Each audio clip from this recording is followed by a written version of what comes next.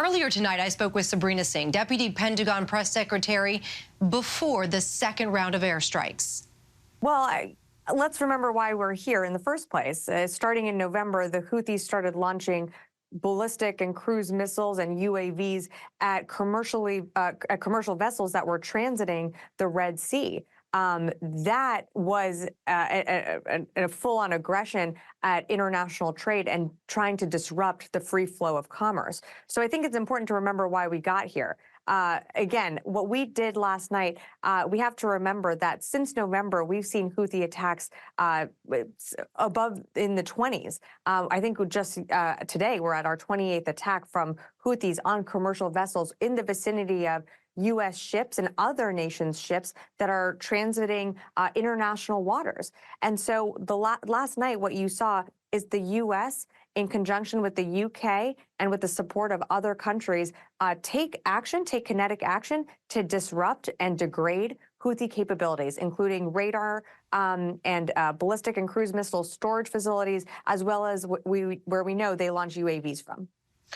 Sabrina, I do want to point out, we know that the Houthis fired at least one missile in retaliation today. I think I heard you earlier saying that the U.S. is not necessarily ruling out more potential attacks. How do we make sure, is the administration have some sort of plan to make sure that we don't have this back and forth? Well, look, I'm not going to forecast any future action. What I will say is we always reserve the right to take action, to defend our forces, to defend our people. And so whether there's future action, again, I won't speak to that right now.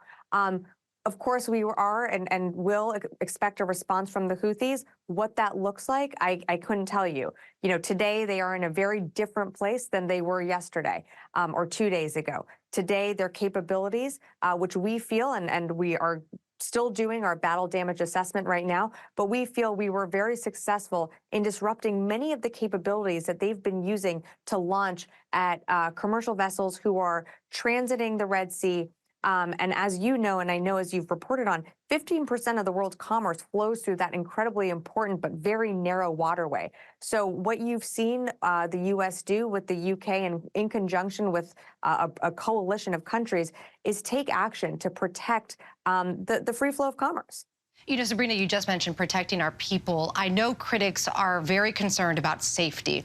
What do you say to the American troops, the U.S. embassy workers who may now be at risk if militants do retaliate as promised? Well, again, the secretary has no higher priority than taking care of our people. That's something that we are going to continue to monitor, whether that changes our posture in the region. I don't have anything to announce at this time. But again, we have a really incredible full force of deterrence in the region right now. We have the Ike Carrier Strike Group, which is in the east, which is in the CENTCOM area of responsibility. We have our Marines that are centered in the Eastern Med, along with other destroyers there. So we have a really robust presence around the Middle East right now. And so, of course, we're always going to be looking out to make sure that our forces, wherever they're based, Iraq or Syria or elsewhere in the region, are protected. And they will have, of course, the full support of the secretary. You know, Sabrina, the U.S. has been blaming Iran for supplying the Houthis and also supporting them as well.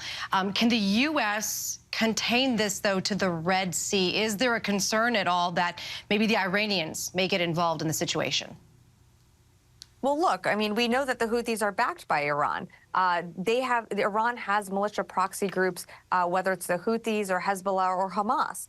And we know that Iran equips, trains, supports, financially, of course, supports these groups. And many of the capabilities that they're using they have because Iran has been able to supply them. Whether this expands out from the Red Sea, that's something that the Houthis will have to calculate.